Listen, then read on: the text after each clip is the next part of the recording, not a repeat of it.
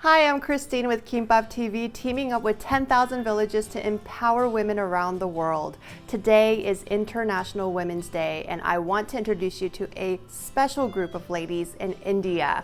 They work at a fair trade organization called Palam Rural Centre, and they make soap, really cool ones with unique scents like candy ginger, coffee, and lotus. The money these women make from making the soaps allow them to buy homes and send their kids to school, which are huge privileges most women don't have in that area. And throughout the month of March, you can buy a soap to donate to homeless shelters in our community. Your support will help the Doors of Hope Women's Shelter and Beacon Light Mission in Wilmington. For more information, please check out the links below and purchase a soap today at your local 10,000 Villages store.